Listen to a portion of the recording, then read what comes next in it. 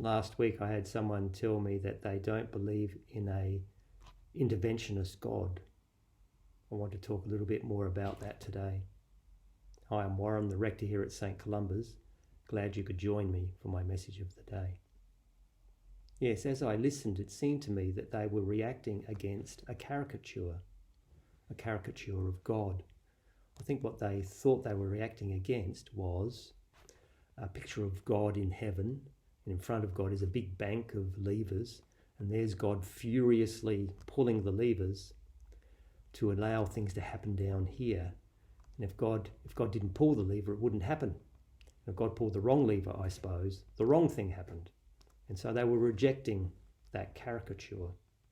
And good for them, because that really is a caricature. It's a view that's never been held by the church and never will be. There's a much more profound understanding derived from, amongst other things, the death and resurrection of Jesus that maintains the integrity of creation and also our freedom. So in reaction to that caricature, there's no need to go to another caricature or to a view that has its own problems. Anyway, as I listened to this person, it seemed to me that they had two ideas swirling together. One was the watchmaker. The watchmaker goes back to the idea of the master watchmaker who could build a watch from scratch with all these little intricate bits, put it all together, set the timepiece going, and then put it on the bench and sit there and watch it do its thing of keeping time. This sort of idea of providence being like this, maybe with a dash more benevolence, but God essentially has set it on its course, the universe, creation, the world, your life, and now it just plays itself out. And in addition to that was an interior sense of God's presence in their life, a feeling, if you like. I'm all for that, but it seemed to me that in reaction to the caricature, they had cut down their understanding of God to something which is getting closer to a caricature in the other direction. There's an alternative, and as I said, it holds together both providence and God's action in the world in a more direct way.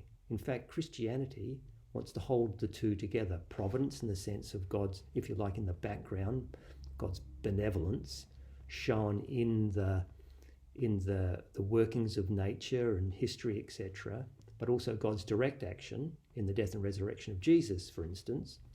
They're two sides of one coin. And the coin is God's action and care and love and God's desire to bring all of this, the whole of creation, to fulfillment. They shouldn't be separated. They're two sides of one coin. I have heard people try to have a non-interventionist understanding of the resurrection of Jesus. And in such an understanding, the disciples don't actually meet Jesus resurrected. The stories of the resurrection are metaphors, if you like, that point to the disciples having a sense that Jesus was risen and with God. Now the problem with that is that it, by itself, it makes the disciples the creators of the resurrection. I know people will then say, oh no, Jesus really was raised, it's just that he wasn't raised in that way. They had a sense of it, but that's my point. See, I think there's another side to the coin which is being missed. And the other side of the coin is that actually Jesus was raised from the dead. God is Lord of creation, not determined by it. So you might say, oh, no one can rise from the dead. Actually, that's the point. Where we're stuck, God can actually act to unstick us. That's part of what the resurrection is about. The resurrection is saying that God isn't bound just by what we think God should or shouldn't be able to do. Thanks for joining me. Bye-bye.